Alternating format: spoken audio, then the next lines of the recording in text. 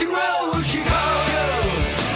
Rock and roll, Chicago, my hometown. Well, I was born in the city, gonna rock your city, Chicago.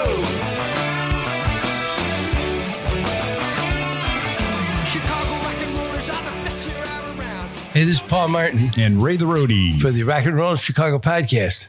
What's up, Ray? Not much. What's up with you? You look a little kingly today. Kingly. Yeah, like a king with a crown. I am part of royalty. Are you really? Yes. Oh, Queen Elizabeth, or Yeah, I think so. are you?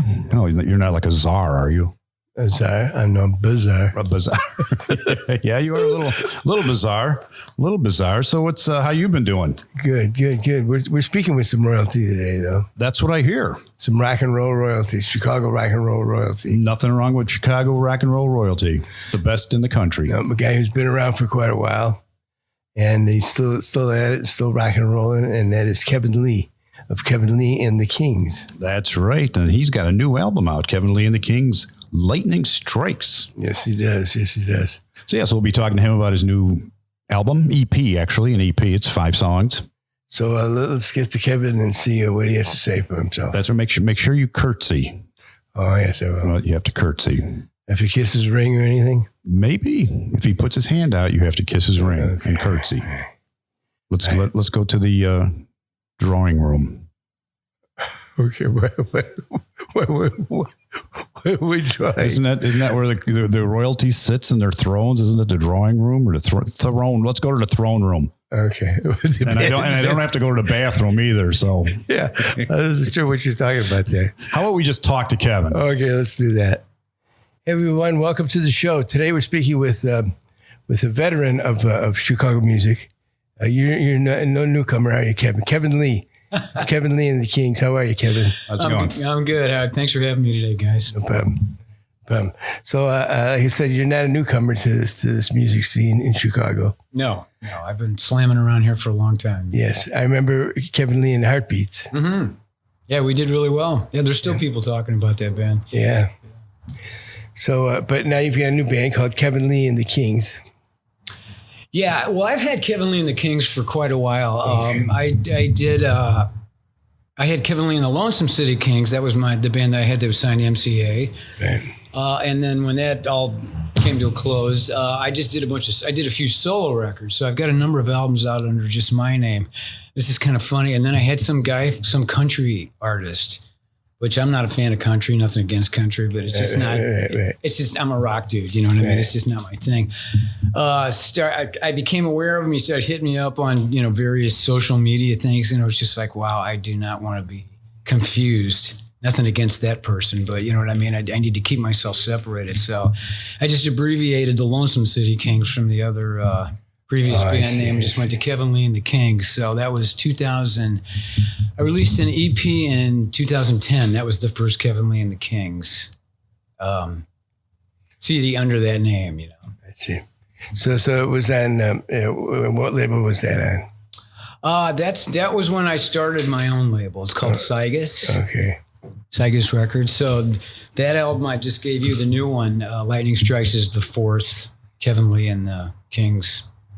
So I've had a few different lineups, but the current lineup with these guys, this has been since 2016 with Mike Kurtz and Patty Pendergrass on bass, guitar and bass. Patty Pendergrass and guitar and bass, right? Yeah. And who else? Michael Kurtz, he played with Mad Fox. He's another one, man. Him and I are both a couple of just... Right, sure. Mad Fox. I remember that name from way back when. Yeah, we've been slamming around here for forever. Right. You've got a new album out called Lightning Strikes. Just came out a couple weeks ago, yeah. Tell us a little bit about it. It's a 5-song. It's like an EP, right? So it's an EP, yeah. Well, the whole market is so much different now, and everything, it doesn't last as long as it did. You remember back in the old days, these guys who put out albums, they were on the charts for 2-3 years, some of them, you know what I mean? Right. So like now, I mean, I just read the other day, so many people release singles. They said they estimate they last about 2 weeks. Mm-hmm. So that being said, I just thought it's smarter to do an EP. And I've already got a whole nother album written, but it just seems better to do them in shorter more frequent releases, but then maybe just EPs are probably a good shot right now. Right. So somewhere in between a full album and, and a single release. Yeah. Right. I know a lot of bands nowadays are just doing single releases because that's the way people are buying on Spotify, or on iTunes. They buy one song at a time. Sure. Absolutely. Yeah. It's just so much work on a promotion level. I think I'm going to stick with at least doing EPs because it's, I've been spending hours on my computer pitching that to get reviews, and just all that sort of thing. And it just seems like maybe it's got a little bit more life. I think an EP might last, like 3 or 4 months or something. So it's kind of, I listened to a couple of songs, and it's kind of a power pop sound back from. I think I got labeled because Kevin Lee and Heartbeat was a power pop band. Right. And, or we were just in that era, that's right when Cheap Trick was blowing up, and Off-Broadway was really, Off-Broadway is the epitome of a power pop. Right. Yeah, I love Off-Broadway. What a great sound, yeah.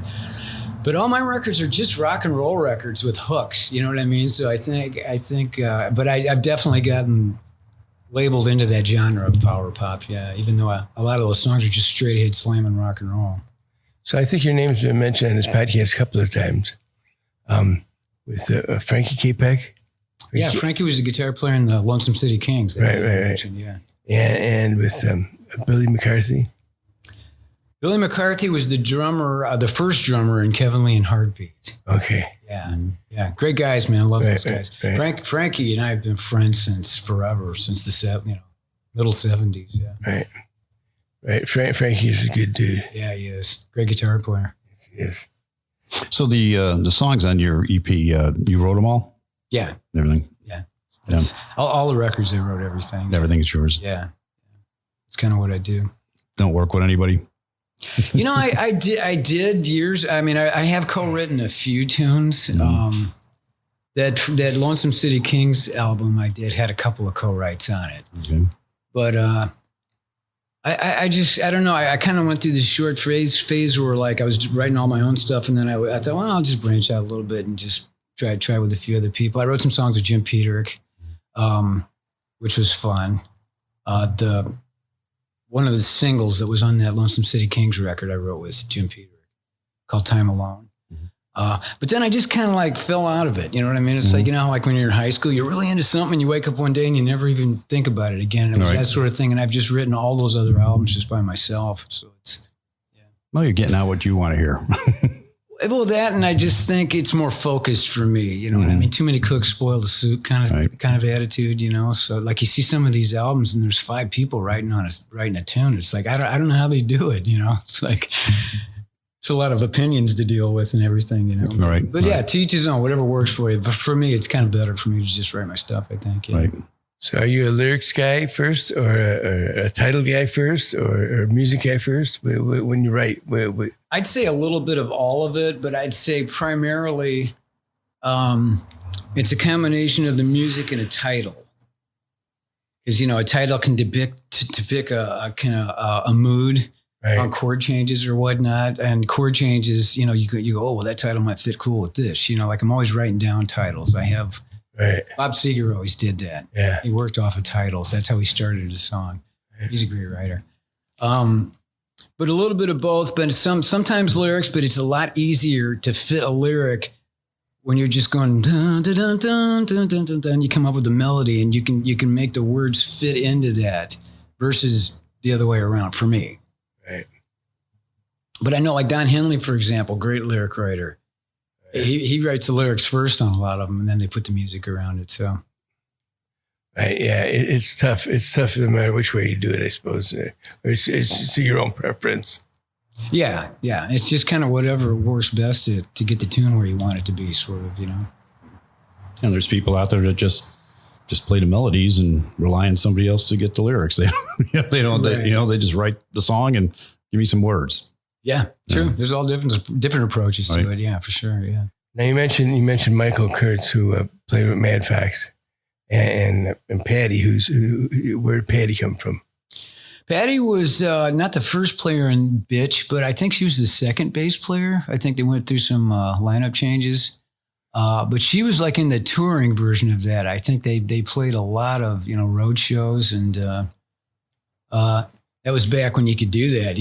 I think they were pretty successful on the road, and they had a good name around town. But that's where Patty came from, and then Mike, obviously was Mad Fox. She was in Tough Love too, right? Patty? Yeah, I think so. And that's what Bitch turned into, I believe. Yeah. And who's playing drums for you?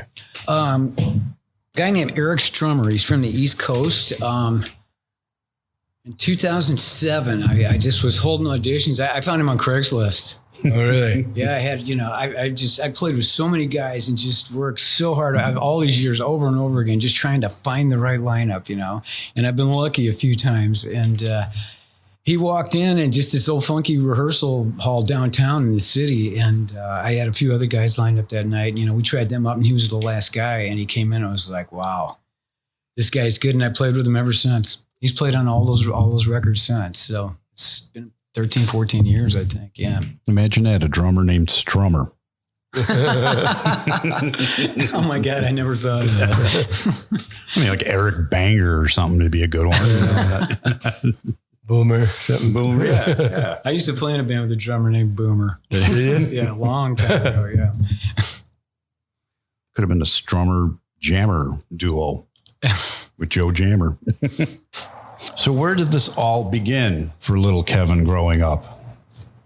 Growing up? Did you just pick up a guitar or something one day? My brother and sister, I have a brother and sister, were taking piano lessons, and my parents bought a piano that was in the living room in the house, and they were like starting to get somewhere with the both of them. And I just kind of went, I wasn't interested in piano per se. And I took a few piano lessons, and it just wasn't my thing. It was too, I don't know. I started seeing bands on TV and stuff when I was 5 or 6, and I was like, that's me right there.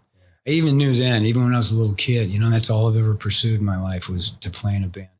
But I started out just like in terms of writing and getting ideas, like just coming up with little single note melody lines, like ding, dee, doo, dee, doo, doo, just little things.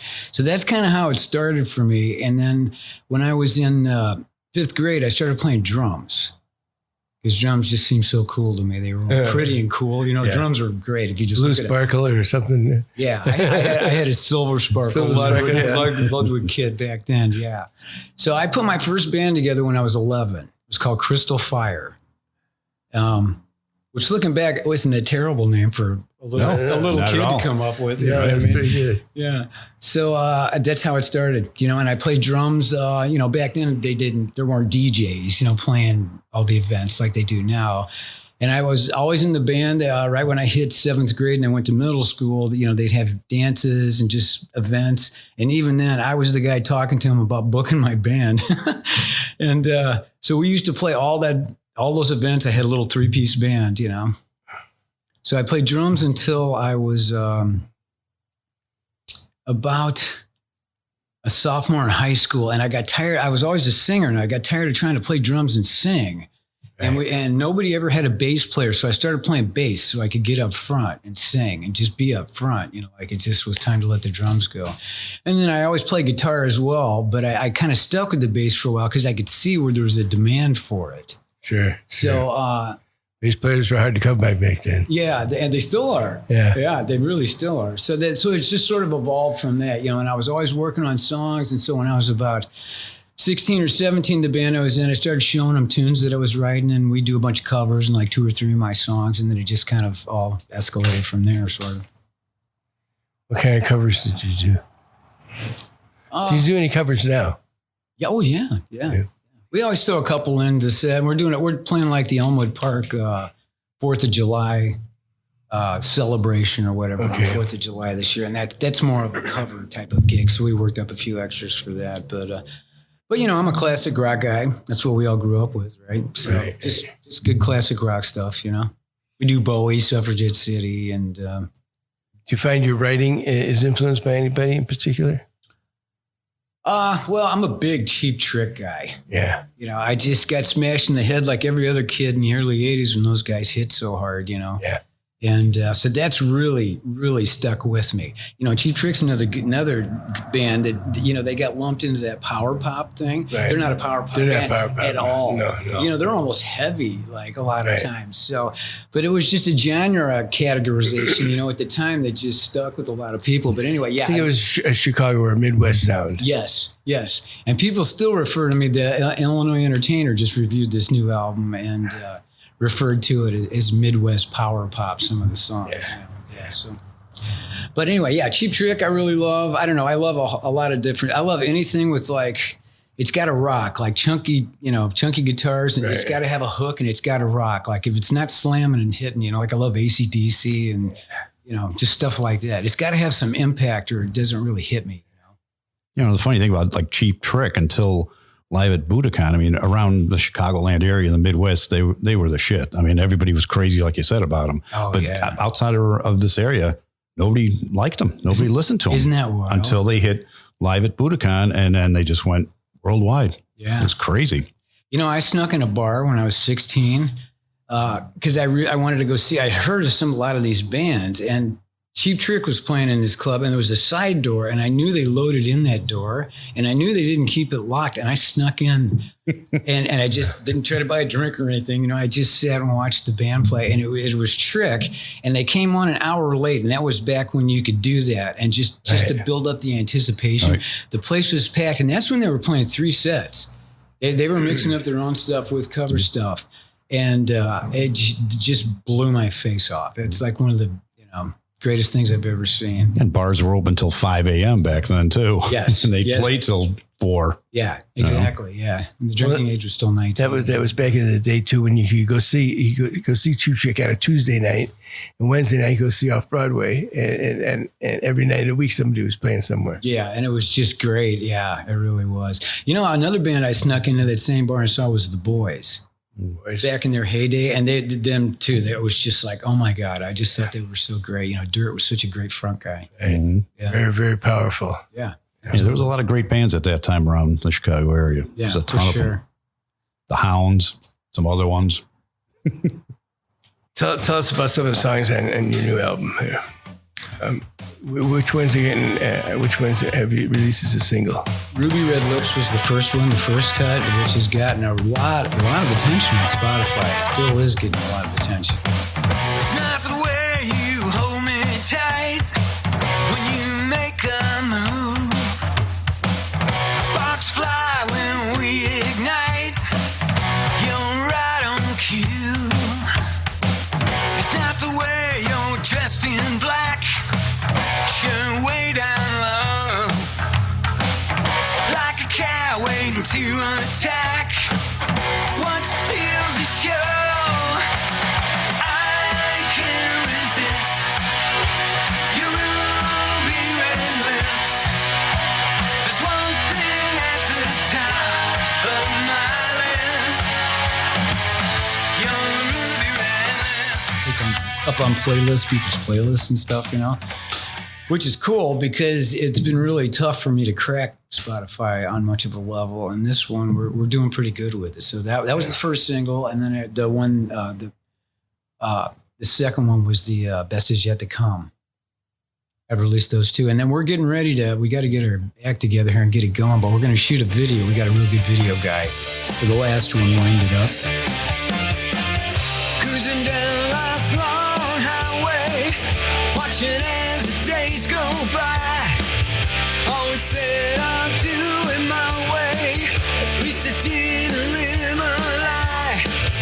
I spent my whole life trying to win a distant prize. Couldn't find a silver lining, so I'm in overdrive. Wind it up when the time is right. So tell me about Sigus Records. You say that's your own label? Yeah. Sigus Records, I'm a big animal lover. I just love all animals. I always have. So Sigus is a combination of 2 cats that I used to have, Simon and Gus. Okay. And they've since passed away, you know, but I love them so much. And I just thought, how can I remember these guys? Oh, okay. You know what I mean? So I did that. And my publishing company is called Samrock Publishing. and I had two cats named Sammy and Rocky. So this is the way I've immortalized those guys. So like, I'll just always remember. I mean, I remember them anyway, but just, right. It's kind of a cool little hook for me. So you I see this is produced by you. So you do all the mixing and everything, or where'd you record it at? I don't do the mixing. No, Rick Barnes at Rax Tracks, who is top 5 mixers in the Chicago area. The guy is something else, man. The mix on this record is like the best of any record I've done. He really knocked it out of the park. No, I just more, because I bring the songs in, like I do full demos of every song. I don't play them for everybody, but I spend a lot of time in my home studio. Just, I'll track 20, 25 tunes, and then, I'll hand the band 5 or 6 of them. So the band can get used to them and learn them, right? And it's the easiest way to do it. Right, Instead of me, like in the old days, I used to just sit in a chair and have everybody lined up because I saw Tom Petty do that. Tom Petty's another guy that I just adore. Right. And it just seemed difficult to me. And then they came out with those little home 4-track. They started out with the 4-track cassette ones, so I had the first one. Fostex came out with, and I've had them all ever since. I've got a Tascam 8-track now at home. So anyway, I do all these demos of them, and I just come in and I give them to the guys, and then we work all the songs up. And then we go in and start cutting it, and just production-wise, it's more like little extra parts that need to come in, like counter melodies, and choruses. There's a lot more to it than just chords and singing over the chords. You know what I mean? Right. Yeah. Right. You got to add all your little parts in there. Yeah. There's a lot more to it flushing out a song than just chords singing and like, okay, here comes the guitar solo, or you know what I mean? Like stuff like that. So it took me years of studying how other people recorded records and whatnot to get that together, So how did you get through COVID? Through the pandemic? How did I? Obviously, you couldn't play much, right? You couldn't do anything. Yeah. No, I wasn't going to. I quit going to the gym, man. I was afraid to do anything. I'm big on working out. Like, I didn't go to the gym for 1.5 years. I was just afraid to walk in the room, Right. Well, the first COVID shutdown, when they made the first, it was that 3-month one, started in March. That's right when it hit. Right, middle of March. Right? Actually, this is a little hook into this current CD I just put out. We had finished Wind It Up, that last song, the last week of February of 2020. I'm glad you brought this COVID thing up. We're going to release it just as a single, and it came out really great. We were going to shoot a video for it, and 2 weeks after that, March 15th is when, I remember the day. I remember going to the grocery store. It was a Thursday on March 15th, and just going, holy crap, what's going on? And everything was sold out, and it was just, I asked the cashier because I kind of knew him because I go there. I go to a Trader Joe's over in Evanston, and she goes, I don't know what's going on. She goes, this is worse than Thanksgiving or Christmas. You know what I mean? And then she told me this, the cashier. All the toilet paper was gone too. Exactly. Toilet paper was gone, everything. And she said Tom Hanks and his wife had just announced the night before that they had caught it and they were stuck in Australia because they were shooting a film over there and they couldn't leave because they were really sick with it, and that's when it started. That's when I first really got worried about it because we'd all heard about it, like, in October previous to that. But it was like, oh, it's over there. You just thought it was in another country or something. So anyway, so that first stay-at-home thing, that's when I wrote a lot of those songs. I wrote 2 albums worth of material, and most of those were out of that. But so I just saved Wind It Up because Wind It Up's a really strong track. And so we remixed it.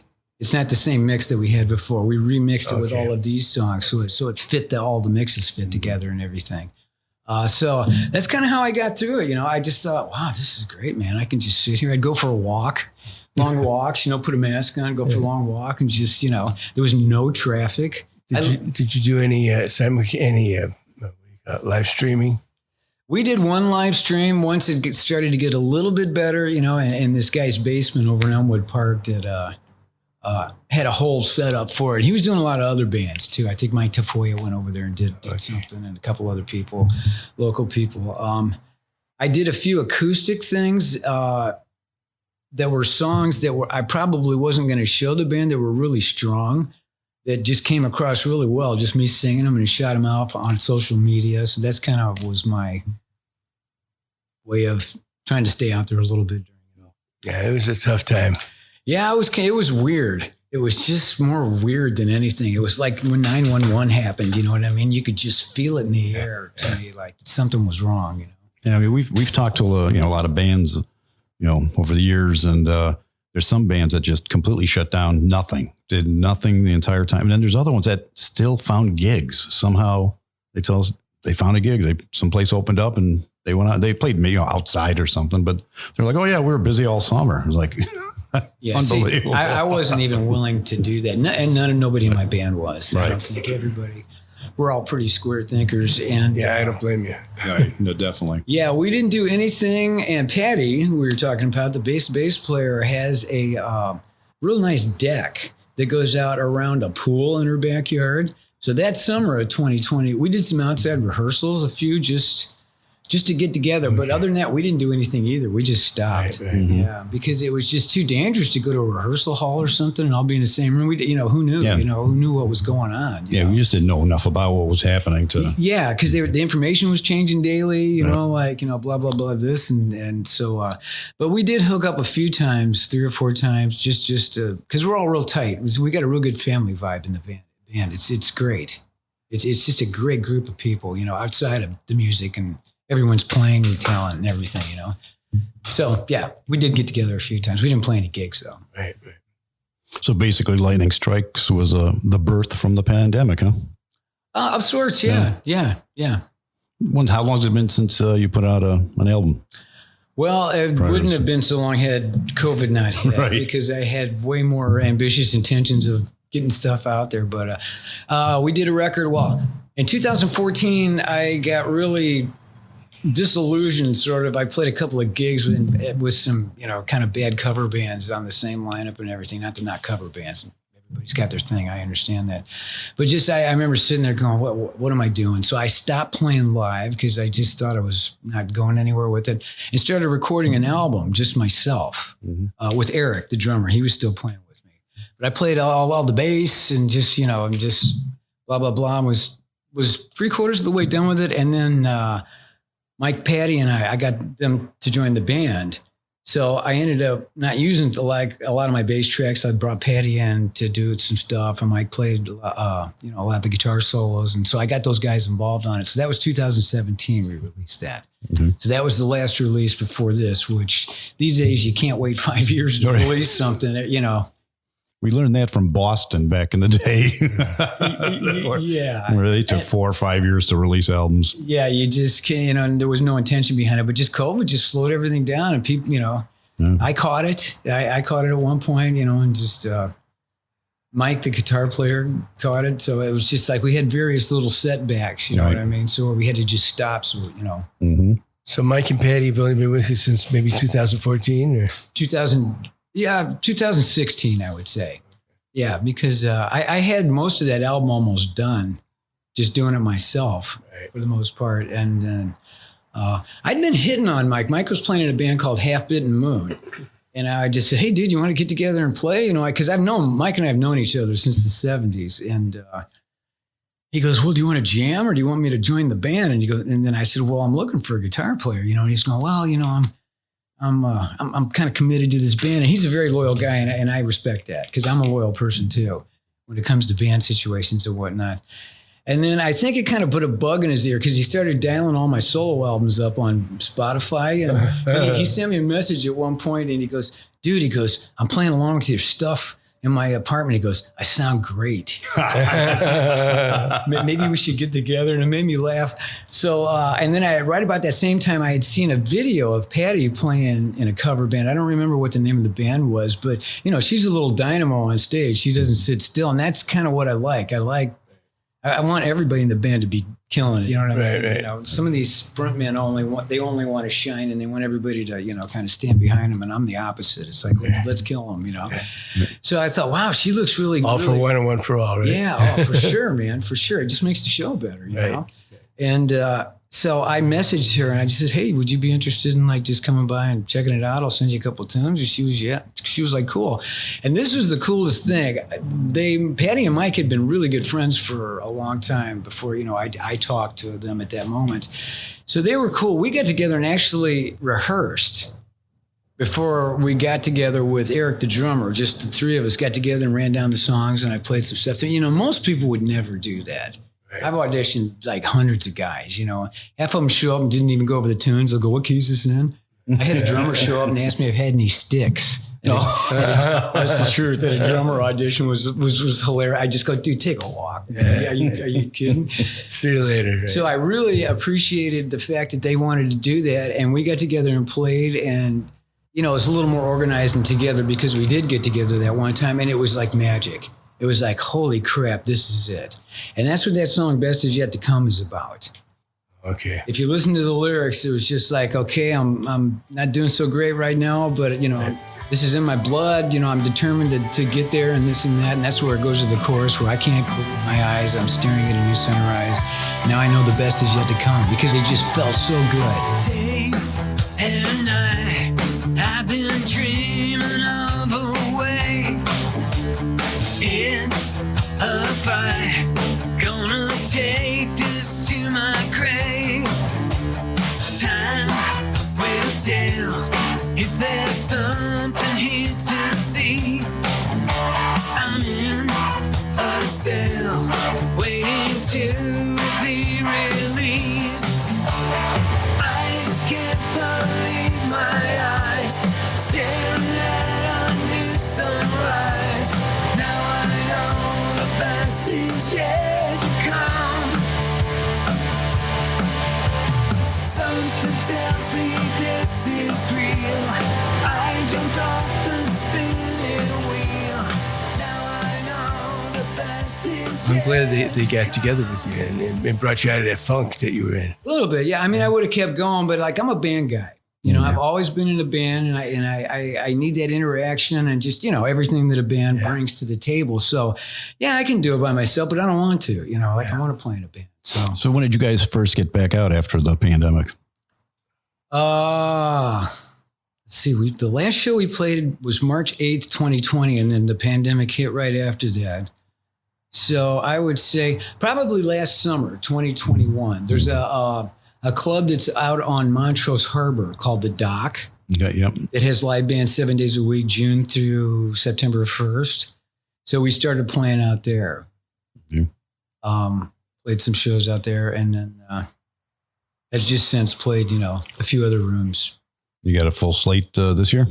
We're back at the Dock. We're playing actually at, I'm glad you brought that up, at Mad Cat's tomorrow night in Palatine, which is a cool little room. And we start at 8:00. We're going to be playing all the tunes like from the new EP and a bunch of other stuff. But we played there, and we played some gigs at Mad Cat's and, just a few other places. So, we've slowly gotten back into it. But, there's been a few setbacks. There was that second shutdown. Remember that? Right. They did it twice. So, it's been a struggle for everybody. So, where can people find you social media-wise? Facebook, Facebook.com, Kevin Lee and the Kings. You can dial me up. It's Facebook.com, Kevin Lee Rock. Twitter account, Instagram.com/Kevin Lee and the Kings. You have a website too? Yeah, website's kevinleeonline.com. And I'm having a new website built right now that's going to be really cool. So, And of course, we can find you on Spotify and iTunes and all them places. all the music is available, streaming and downloading anywhere that is available. I use a distribution company that just gets it everywhere.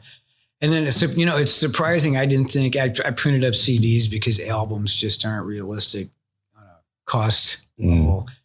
And I thought, well, a lot of people don't even have CD players anymore, but we've actually sold quite a few of those. Mm-hmm. Well, I know there's a lot of vinyl coming out, except that there's a big issue with getting it out. I guess there's only a couple of factories putting them out, and oh, is that right? I didn't know that part of it. Yeah.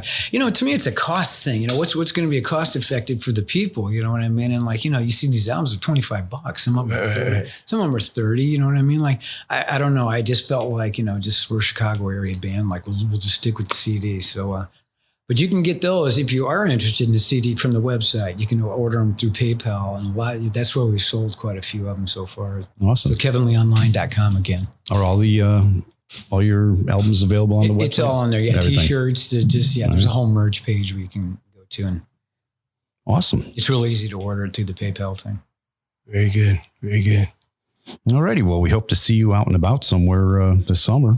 Yeah, we'll be out there for sure. Yeah. And then we're going to be ongoing. We're already working on some dates for 2023. And good luck with your music video. Thanks, man. That should be fun. Yeah. That should be a lot of fun. Yeah. This guy has done some major label stuff. So it's going to take a little time, but it's going to be a step beyond some things I've done previously. So I'm looking forward to it. Yeah. Awesome. Good luck with Lightning Strikes. Continued success with this. Thank you very much. Thanks For traveling all the way out to beautiful downtown Joliet. Well, thanks for having me, guys. Appreciate it. It's always great to come to the Rock and Roll Hall of Fame. Yeah. Thanks a lot. All right. Thank you. Thanks, guys. So that was Kevin Lee of Kevin Lee and the Kings. And Kevin's got 11, did you say 11 albums? Huh? I believe it was 11, yeah. Got quite a few. Yes. He's been in the business a long time. Yes, he is. Long time. And I just want to tell you that was probably the best curtsy I've ever seen. Thank you. Thank you very much. I mean, did you just naturally know how to do that, or have you done that before? I've done it before. Have you? Okay.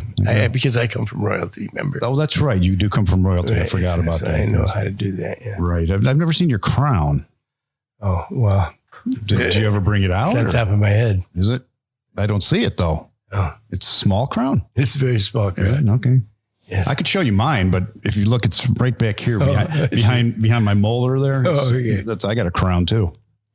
So, but yeah, that was a lot of fun talking to Kevin. They're going to be out and about this summer playing probably some of your favorite venues. Yep. Sure will be. Definitely check them out on their website, Facebook, Spotify. Listen to their new EP, Lightning Strikes. Yep. Some great music on there. Yes, indeed. So we want to thank Kevin and for joining us today, and we want to thank all of you for joining us today. And we want to thank the Illinois Rock and Roll Museum on Route 66 in beautiful downtown Joliet for providing us this spectacular podcast studio. Yes, indeed. And don't forget our buddy Jeff Sismelik. He's got that podcast, My Three Songs. Check him out and let us know what you think. Okay. All right. We will. Thanks for listening, everybody. Thanks, and we'll see you next week. Bye. The Rock and Roll Chicago podcast does not own the rights to any of the music that's played on this podcast. The music is used to promote the band or musicians that are interviewed. Chicago.